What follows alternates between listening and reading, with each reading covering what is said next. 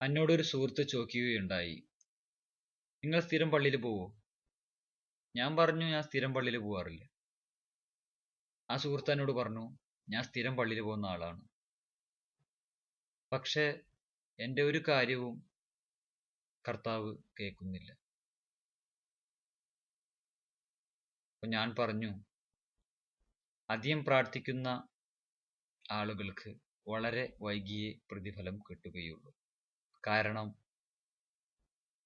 നിനക്ക് തകർച്ചകൾ നേരിടാൻ കർത്താവ് തകർച്ചകൾ തരുന്നു.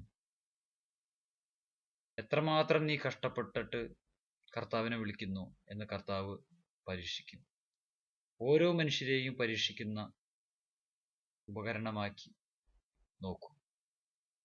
നിനക്ക് കണ്ടമാതിരി കഷ്ടപ്പാടുകൾ തരുമ്പോൾ എന്നിട്ടും നീ കർത്താവിനെ വിശ്വസിച്ച് വിളിക്കുന്നത് കേൾക്കുമ്പോൾ നിനക്കതിൻ്റെ പ്രതിഫലം ലാസ്റ്റായിരിക്കും കിട്ടുക.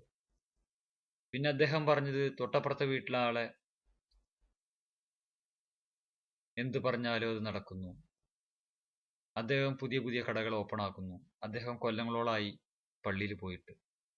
ഞാൻ പറഞ്ഞു, ദുഷ്ടനെ ദൈവം പന പോലെ വളർത്തും, നല്ല മനുഷ്യനെ ദൈവം പതുക്കെ വളർത്തും. അതാണ് നീ കണ്ടത്. അതുകൊണ്ട് കർത്താവ് ആരാണെന്നറിയണമെങ്കിൽ വിശ്വസിച്ച് പ്രാർത്ഥിക്കുകയും ആ പ്രതിഫലം പെട്ടെന്ന് കിട്ടുകയില്ല എന്ന് വിചാരിക്കുക. കാരണം നീ കരഞ്ഞ് പ്രാർത്ഥിക്കുമ്പോൾ കർത്താവ് അത് കേൾക്കുന്നു. പക്ഷേ നിനക്ക് തരുന്ന പ്രതിഫലം പെട്ടെന്ന് ഒരിക്കലും തരുന്നില്ല. കാരണം നിനക്ക് അതിൻ്റെ പ്രതിഫലം പെട്ടെന്ന് തരുകയാണെങ്കിൽ നിന്റെ പ്രാർത്ഥന കുറയും. അതുകൊണ്ടാണ് അങ്ങനെ ചെയ്യുന്നതെന്ന് ഞാൻ സുഹൃത്തിനോട് പറഞ്ഞു. നല്ല നല്ല കാര്യങ്ങൾ മറ്റുള്ളവർക്ക് വേണ്ടി ചെയ്യാൻ പരമാവധി ശ്രമിക്കുക. നമുക്ക് 2 കൈ തന്നിട്ടുണ്ടെങ്കിൽ ആ 2 കൈ കൊണ്ട് നമ്മളെ തന്നെ നമുക്ക് എടുക്കാൻ ഒരിക്കലും കഴിയില്ല. മറ്റൊരാളെ എടുക്കാനായിട്ട് നമുക്ക് ആ കൈ കൊണ്ട് പറ്റും.